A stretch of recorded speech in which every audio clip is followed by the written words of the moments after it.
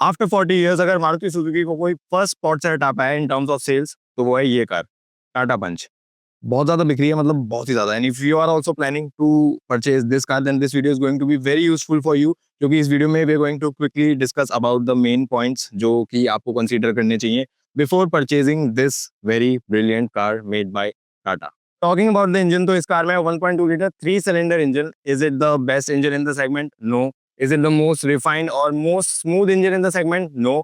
But अगर आपको family purpose के लिए कार चाहिए to get the work done of commuting from point A to point B, तो ये एक काफी अच्छी कार है। इसका इंजन भी डिसेंटली परफॉर्म करके दे देता है आपको। बहुत ही ज्यादा एंथुसियास्टिक अप्रोच अगर आपकी है इस कार को लेने के लिए, तो वो कंडीशन फुलफिल नहीं कर पाएगी ये कार। बेसिक कम्यूटर कार वाली परफॉर्मेंस इसमें आपको मिल जाएगी। सिटी में अच्छा परफॉर्म करती है अगर आप इसके मैनुअल के साथ जाओगे, जो कि मेरा पर्सनल प्रेफरेंस होगी, क्योंकि इसके साथ जो AMT मिलता है हमें, जो ऑटोमेटिक है, that is not a proper automatic, लेकिन AMT जो है वो भी आपको बेसिकली काम करके दे देता है, आपका काम निकाल के दे देता है ऑटोमेटिक ट्रांसमिशन का। पेडल दबा के चला रहे हो इसको, स्पेशली तब रबर बैंड इफेक्ट इसमें आपको फील होता है। बहुत ज्यादा नहीं है कि बहुत ज्यादा ही रबर बैंड इफेक्ट फील हो रहा है, लेकिन हाँ, रबर बैंड इफेक्ट है। और लैग जो फील होता है while you switch gears, not actually you, जो AMT ट्रांसमिशन है वो जो गियर शिफ्ट करता है, तो लैग है इसमें। तो मैनुअल मेरी तरफ से सजेशन रहेगा, बट अगर आपको ऑटोमेटिक ही चाहिए तो ले सकते हो। बट हाँ, बताना मेरा फर्ज था कि लैग है और जर्क है। Okay, so now let's talk about the drivability and handling of this car. अभी हम लोग हैं पेरिफेरल एक्सप्रेसवे पे और इस कार को हम शूट कर रहे थे और हमारा मन किया मूर्थल जाने का, पराठे खाने का, तो अभी हम जा रहे हैं और एक अच्छा खासा टेस्ट भी हो जाएगा कार का।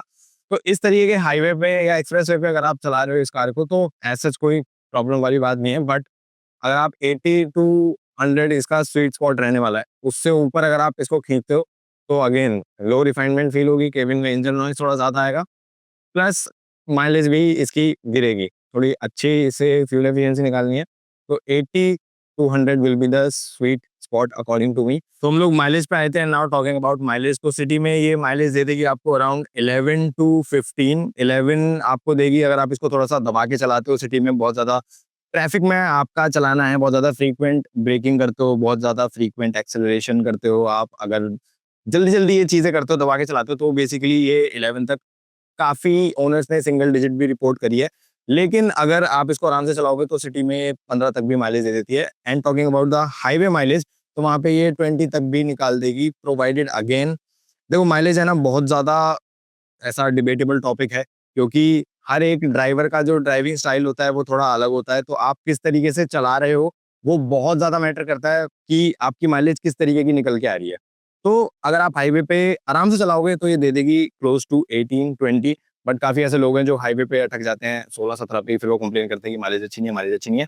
आई suggest you need to check the style that you drive your car with. RPM game आपको अपना स्ट्रांग रखना चाहिए। RPM आपको बहुत ज्यादा आगे नहीं लेके जाना है। ड्राइवर सीट से विजिबिलिटी काफी अच्छी है कार की, काफी सही, मतलब ग्लास एरिया काफी अच्छा है, कोई ऐसे प्रॉब्लम नहीं हो रही है। ये काफी लोग बोलते हैं ये जो A पिलर है इससे विजन ब्लॉक होता है, इससे प्रॉब्लम होती है।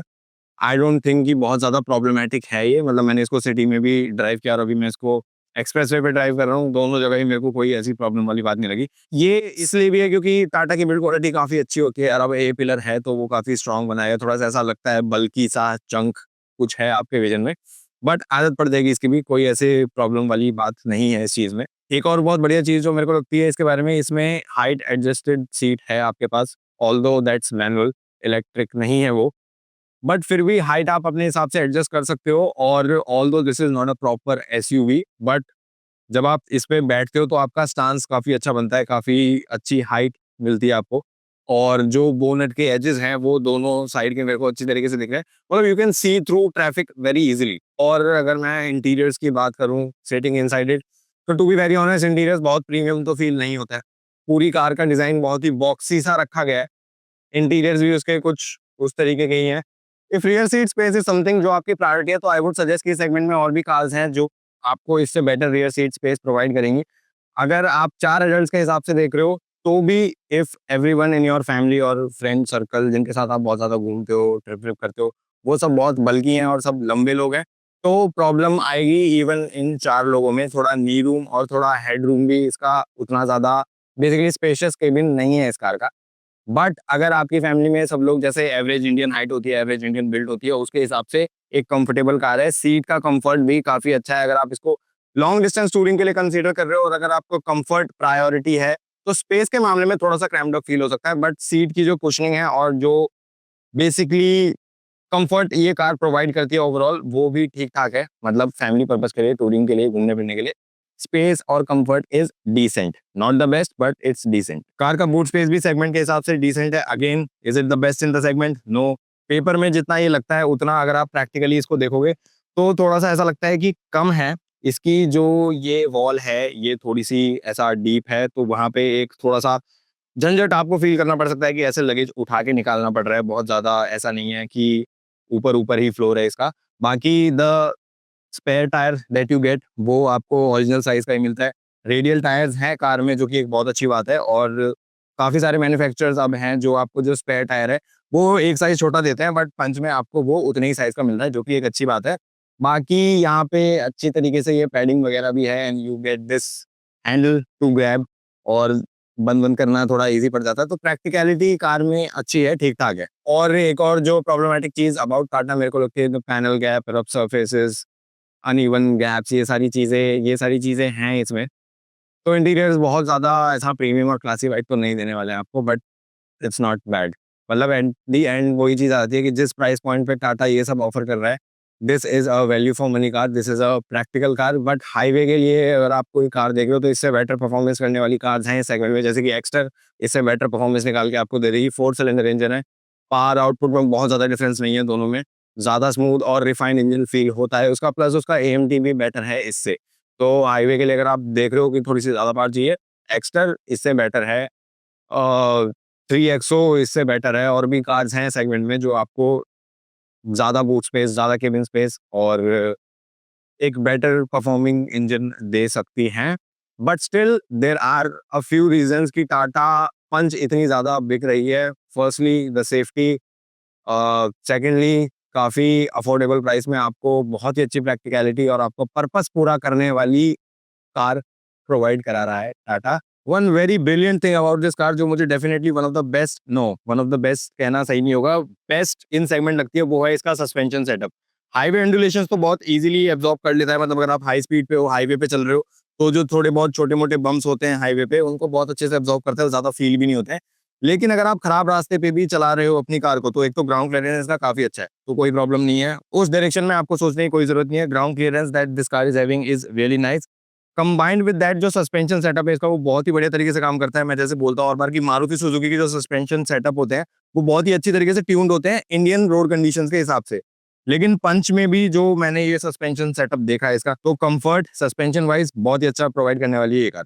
ब्रेकिंग भी कार की मेरे को डिसेंट लगी, ऐसा कुछ कंप्लेन करने लायक है नहीं। बहुत ज्यादा एग्रेसिव नहीं है नेचर में, प्रोग्रेसिव है, और बट अपना काम अच्छी तरीके से करते हैं ब्रेक्स इसके। टायर जो है as I told you before की रेडियल है इसमें, एक तो होते हैं नॉर्मल टायर, एक होते हैं रेडियल टायर। अब बहुत ज्यादा डिटेल में तो मैं नहीं जाऊंगा इस वीडियो में, बट समझने के लिए इतना समझ लो कि रेडियल टायर जो होते हैं वो थोड़ा अपग्रेडेड वर्जन होता है नॉर्मल टायर्स का, और जो कि पहले, अब तो काफी सारे मैन्युफैक्चरर्स इस सेगमेंट की गाड़ियों में देने लगे, बट पहले काफी ज्यादा जो आपकी प्रीमियम कार्स होती हैं, जो थोड़ा प्रीमियम सेगमेंट होता है, उसमें आते थे रेडियल टायर्स।